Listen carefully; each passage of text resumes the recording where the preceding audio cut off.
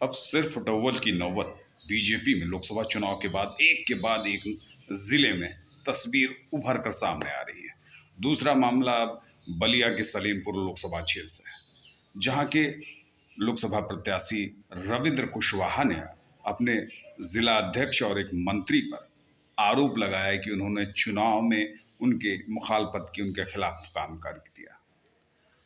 हालांकि इस मामले पर अभी तक कोई मामला सामने नहीं आया, लेकिन वो खुलकर मुखालफत कर रहे हैं और लगातार स्टेटमेंट दे रहे हैं कि संजय यादव जो कि जिलाध्यक्ष बलिया थे, उन्होंने उनके खिलाफ प्रचार किया, बूथ अध्यक्षों को बताया, मंडल अध्यक्षों से कहा कि रविंद्र कुशवाहा चुनाव नहीं जीतना चाहिए।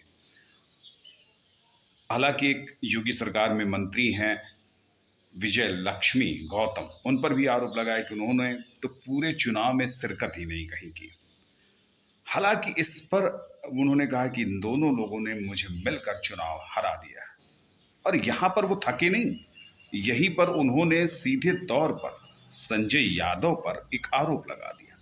संजय यादव पर, जो इसकी जिलाध्यक्ष हैं, उन पर आरोप लगा दिया कि वो समाजवादी पार्टी के एजेंट है और एजेंटों की तरह उन्होंने व्यवहार किया और सपा को वोट दिलाया।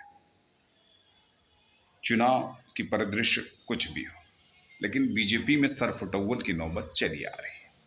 कई प्रत्याशी बदलने की मांग थी, प्रत्याशी वही खड़ा कर दिया, वहां पर बवाल था।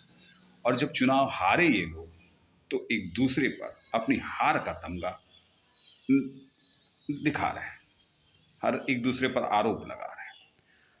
हालांकि संजय यादव ने भी एक गंभीर आरोप कुशवाहा पर लगाया कि कुशवाहा ने कोई विकास कार्य नहीं किया, न वो क्षेत्र में कहीं जाते थे, इसलिए वो चुनाव हारे।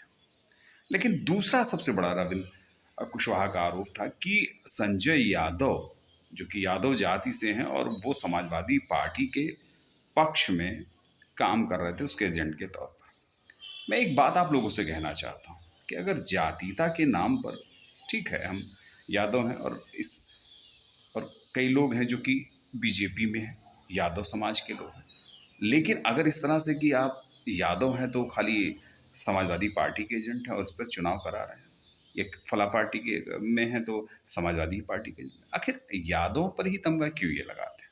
ये वोटर, ठीक है, अखिलेश यादव के साथ जाता है, लेकिन इसका मतलब ये नहीं कि आप किसी को इस तरह से बेइज्जत करें। ये एक रविंद्र कुशवाहा ने किया, ये खाली जातीयता के आधार पर वो टारगेटली संजय यादव को बना रहे हैं, क्योंकि रमाशंकर राजभर वहाँ से चुनाव जीते हैं।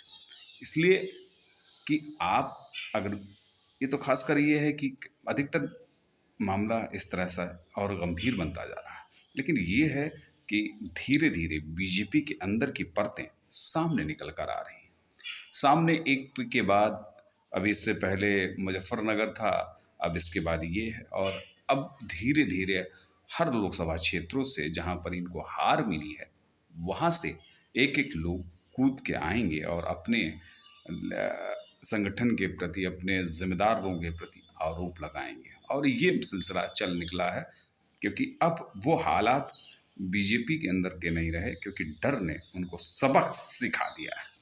देखते हैं कि आगे क्या हो।